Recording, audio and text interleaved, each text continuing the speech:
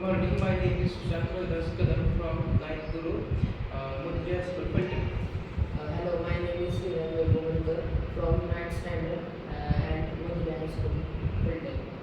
आमच्या प्रोजेक्टचं नाव आहे ॲम्प्लिफाईड सर्व्हिलन्स मोबिलिटी प्लॅटफॉर्म. म्हणजे हा एक असा प्लॅटफॉर्म आहे ज्याच्या मदतीने आपण कोणत्याही प्रकारचं समुद्री ऑपरेशन लवकरात लवकर पार पाडू शकतो. तर त्याच्यामध्ये सर्वप्रथम आहे अंडर वॉटर कन्स्ट्रक्शन. म्हणजे समुद्राखाली जे पण काही कन्स्ट्रक्शन असतात तर ते कन्स्ट्रक्शन करण्यासाठी आपण या सबमरीनचा वापर करू शकतो. त्या सबमरीनला 2 रोबोटिक आर्म्स आहेत ज्याच्या मदतीने आपण कुठलेही कन्स्ट्रक्शन पाण्यामध्ये लवकरात लवकर उभारू शकतो. जसं की अंडर वॉटर रिसर्च म्हणजेच की आपण समुद्री जीवांच्या जे जीवन आहे त्याचा अभ्यास करू शकतो. त्याचबरोबर पाण्याखाली जी इकोसिस्टीम आहे ती कशी काम करते त्याचा अभ्यास करू शकतो. त्याचबरोबर खोल समुद्रामधील भौगोलिक घटकांचा अभ्यास आपण या सबमरीनच्या माध्यमातून करू शकतो. म्हणजे की एखादा जीव नष्ट होण्याच्या परिस्थितीमध्ये आलेला आहे, मग त्याला DNA टेस्ट करून आपण लॅबमध्ये पोहोचून त्याला वाचवू शकतो. फोर्थ आहे ओशनिक रेस्क्यू ऑपरेशन. म्हणजेच की समुद्रामध्ये काही वेळेस काही जहाज किंवा सबमरीनचा ॲक्सिडेंट होऊन त्या बुडत असतात किंवा आपत्कालीन परिस्थितीमध्ये असतात. तर त्या ठिकाणी त्वरित ही सबमरीन जी काही ती फ्लाय पण करू शकते आणि ती सबमरीन फ्लाय करून आकाशातून लवकरात लवकर त्या आपत्कालीन स्थितीमध्ये पोहोचू शकते. तिथे गेल्यानंतर ते तिथल्या लोकांना वाचवू शकते. ह्याच्यानंतर डीपमध्ये सोर्सेस असतात पाईपचे केमिकल ट्रान्सफर. ह्याच्यामध्ये काय खराबी आली तर नाहीतर कुठली भेटले तर आपली सबमरीन जाऊन ते हेल्प करू शकते.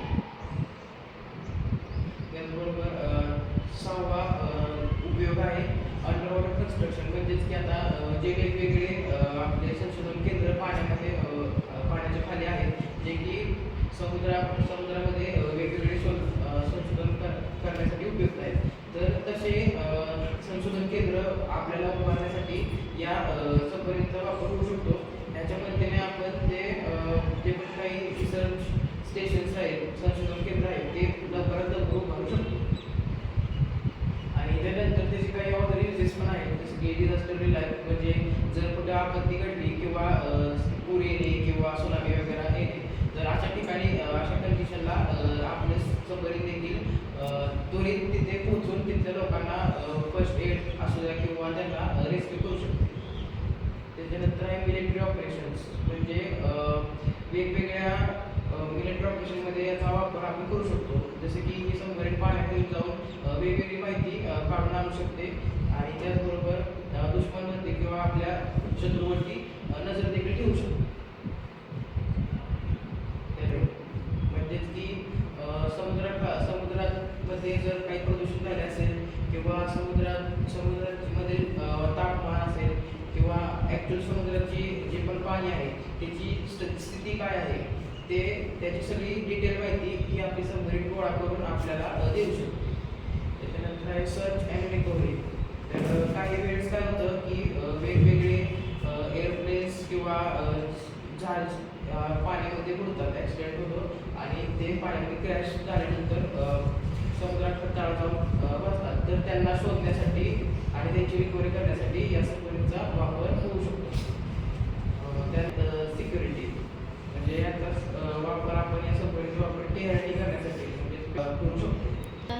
16 सेकंद झाले. की cargo transport, marine technology, scientific sampling, emergency medical ignition, training and education असे भरपूर त्या सबमरीनचे आपल्याला उपयोग आहेत.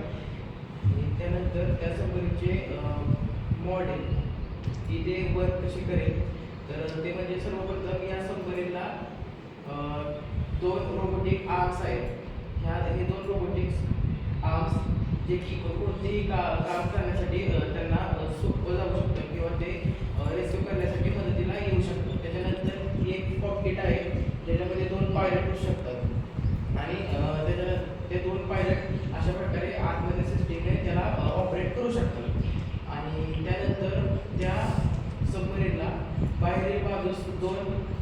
ते प्रोपेलर लावलेलं आहे त्याच्यामध्ये ती फ्लाय देखील करू शकते.